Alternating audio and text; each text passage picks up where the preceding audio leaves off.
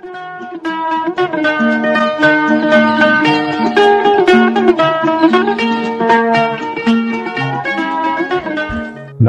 आदाब, hello friends. आपके साथ मैं हूं फराज और चैनल फिल्मी फराज है। यहाँ बातें फिल्मों की होती हैं। आज के इस कार्यक्रम में जब मैं आ रहा था रिकॉर्ड करने के लिए तो ये सोच रहा था कि इतने कलाकार हमारे यहाँ हुए फिल्म इंडस्ट्री में और जोड़ियां भी हुई, लोगों ने पसंद किया। एक जोड़ी हुई आशा पारेख जी की और जॉय मुखर्जी साहब की। दोस्तों, इन दोनों का जब जिक्र आता है तो चुलबुली फिल्में याद आती हैं। फिर वही दिल लाया हूं, जिद्दी, लव इन टोक्यो। वही, बिल्कुल वही। कौन वही? वही जो तस्वीर में मारेंगी शेर और हाथी और जिंदगी में मारेंगी गधा। Shut up. आखिर इस गधे का कसूर क्या है, ये तो बता दीजिए। उसने ढेंचू करके मेरा शिकार छुड़वा दिया। लीजिए, ये आपके पास आ गया। दरअसल बात यह है कि ये आपकी जबान पहले नहीं समझ रहा था, अब समझ रहा है। और इस बेचारे का कसूर भी क्या है, जिंदगी में रोमांस नहीं मिला, इसीलिए गधा का गधा ही रहा। क्यों गधा? माफ कीजिए, अब मैं गधा नहीं रहा। आप जो मिल गई। कौन है तू बदतमीज? आशिकों का नाम नहीं पूछा करते।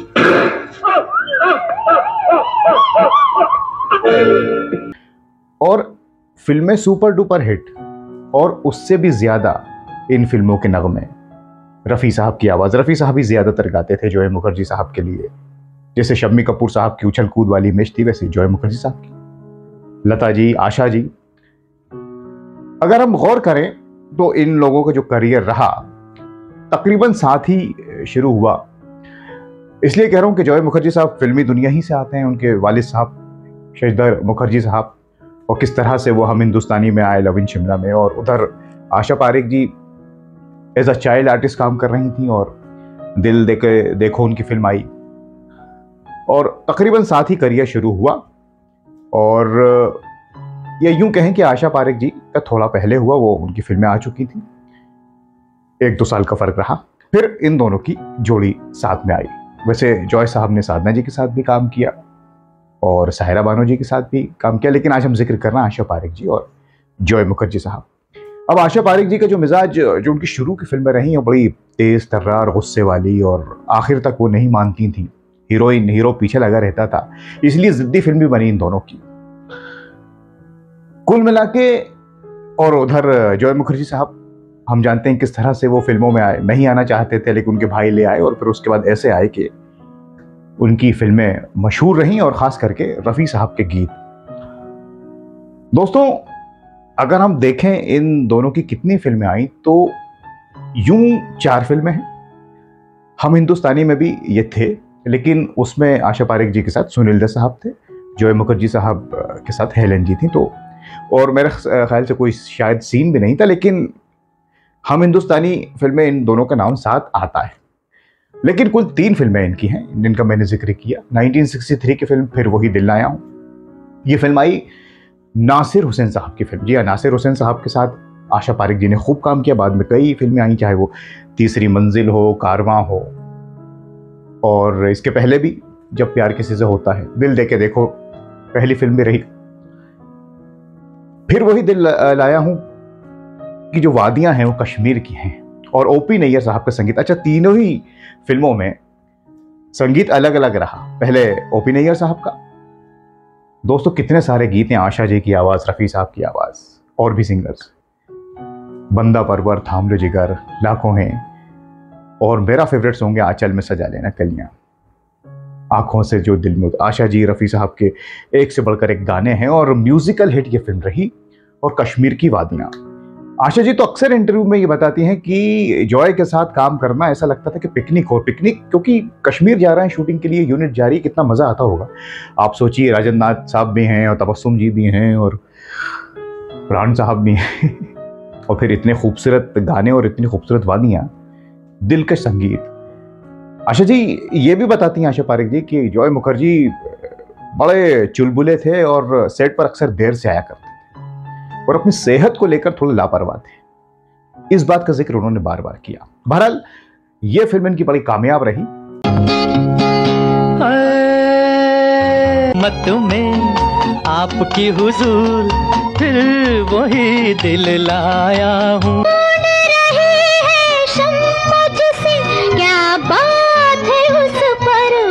चितकला मोहतरमा कभी शोला कभी नाज़नी, बड़ा रंगी है वादा तेरा।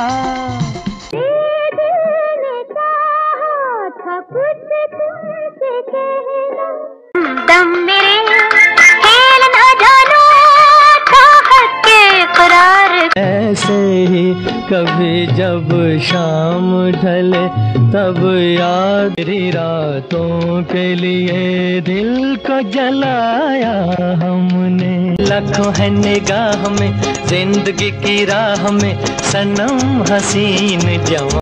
अब जब फिल्म कोई कामयाब हो जाती, आपके पास कोई इन्फॉर्मेशन हो इस फिल्म से जुड़ी तो आप हमसे ज़रूर शेयर कीजिएगा। खैर, जब लोग पसंद करते हैं जोड़ी को तो फिर डिमांड होती है कि भाई अगली फिल्म में भी वो लोग हों। लिहाजा 1964 की फिल्म जिद्दी।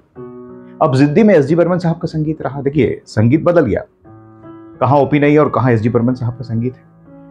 इसमें भी अलग अलग फिर आवाज़ें हैं। लता जी की आवाज़ भी है और आशा जी और मन्ना डे साहब ने महमूद साहब के लिए गाया है और रफ़ी साहब ने तो गाया ही है जॉय मुखर्जी साहब के लिए, तेरी सूरत से नहीं मिलती किसी की सूरत। और ये फिल्म अगर आपने देखी हो तो अलग तरह की फिल्म है।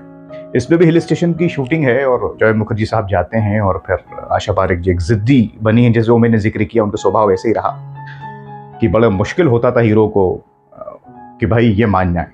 और फिर वो सिचुएशन वहाँ जाते हैं और फिर कहानी में ट्विस्ट है और फिर गाने वगैरह सारी और आखिर में तो ये फिल्म भी कामयाब रही जिद्दी। तेरी सूरत से नहीं मिलती किसी की सूरत, घर में क्या क्या न बना दिल पर, जाने ये मौसम, जानू क्या मेरा दिल अब कहाँ खो गया। बोलो बोलो बोलो बोलो। जिंदगी एक पागल हवा, पागली देखो झुकी गई रे, जादू किया मेरे प्यार। प्यार की आग में तन बदन जल गया। प्यार की मंजिल मस्त सफर, तुम हो हंसी हम है जवां, सामने तुम। रात का समा झूमे चंद्रमा, तन मोरा नाचे। अब फिर इसके बाद ये लोग अलग अलग तो काम कर ही रहे थे। एक आखिरी इनकी फिल्म और आई प्रमोद चक्रवर्ती साहब की, जिद्दी भी उन्होंने बनाई, लव इन टोक्यो, क्योंकि वो डिमांड रहती है अब लव इन टोक्यो में शूटिंग जापान की। फिर एक बार प्राण साहब और, लेकिन इस बार संगीत शंकर जयकिशन का। दोस्तों, शंकर जयकिशन का संगीत और आवाज वो वही जॉय मुखर्जी साहब के लिए रफ़ी साहब की चल रही थी। इमेज क्योंकि वही थी कि भाई ये एक तरह से शम्मी कपूर ही हैं। शम्मी कपूर को लोग देखते थे जॉय मुखर्जी में उछल कूद की इमेज।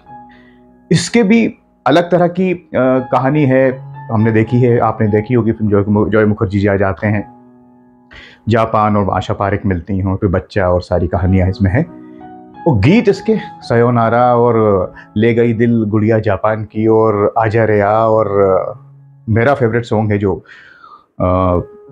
मेल और फीमेल वर्जन में है, रफ़ी साहब ने, लता जी ने, ओ मेरे शाहे खुबा। आहा, क्या कंपोजिशन है दोस्तों शंकर जयकिशन साहब की।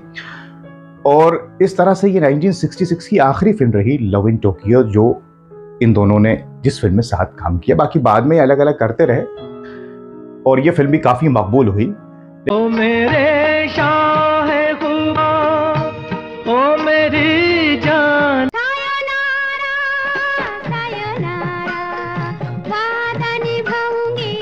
गई दिल गुड़िया जापान की, पागल मुझे कर दिया। तुम मिल गए हमदम, सहारा हो तो आंखों से दिल में समा, आजा रे आजा। कोई मत वाला आया मेरे द्वारे, आपकी मैं तेरे प्यार का बीमार हूँ, क्या अर्ज करूँ। मेरे पास होते हो कोई दूसरा। लेकिन इसके बाद ऐसा नहीं कि फिल्म फ्लॉप हुई हो, लेकिन फिर ये दोनों साथ में काम नहीं कर पाए क्योंकि जॉय मुखर्जी साहब अपनी फिल्म बना रहे थे, प्रोड्यूसर भी हो गए थे, डायरेक्टर भी हो गए थे। आशा पारेख जी अपनी अलग फिल्में कर रही थी और फिर इमेज भी थोड़ी उनकी बदल गई थी बाद में, चुलबुली से थोड़ा सा, फिर बाद में उनकी अलग जो फिल्में आई, चिराग हो, कटी पतंग, वो थोड़ा सीरियस किस्म के रोल्स। बहरहाल आशा पारेख जी चलती रही, लेकिन जॉय मुखर्जी साहब का फिर ग्राफ थोड़ा कम हो गया, फिर उन्होंने फिल्में बनाई, कुछ नहीं चली, और कुल मिला के इनकी ये 4 फिल्में या 3 फिल्में रह गई। एक फिल्म में तो खैर बस ये थे एज अ हीरो हीरोइन की 3 फिल्में रहीं, और संगीत सबका ज़बरदस्त। लेकिन बहरहाल आपकी कौन सी फेवरेट फिल्म है? क्या वो फिर वही दिल लाया हूँ, जिद्दी, क्या लव इन टोक्यो? और संगीत आपको किसका सबसे अच्छा लगता है इसमें? क्योंकि ये भी है ना, एक में ओपी नैयर साहब, एस डी बर्मन साहब और शंकर जयकिशन का संगीत, तो ये वैरायटी हमें मिलती है। आप कैसे, आपके पास कोई किस्सा जुड़ा हो इन दोनों से जुड़ा, आशा पारेख जी से, जॉय मुखर्जी साहब से, तो दोस्तों वो आप हमसे साझा कर सकते हैं, उसको भी हम अपने कार्यक्रम में जगह देंगे। तो हमने इस कार्यक्रम में ये कोशिश की कि इन दोनों का जिक्र किया जाए इनकी फिल्मों के ज़रिए, तो और इसी बहाने इनके गीतों को भी याद किया। अब हमें इंतज़ार रहेगा आपके कमेंट्स का। तो अब मैं चलता हूँ, कुछ और रिसर्च करके लाऊंगा। तब तक के लिए आप अपना ख्याल रखें और देखते रहें कोई फिल्म जो है मुखर्जी साहब की, आशा पारेख जी की। अपना बहुत ख्याल रखें। नमस्कार, खुदा हाफिज़।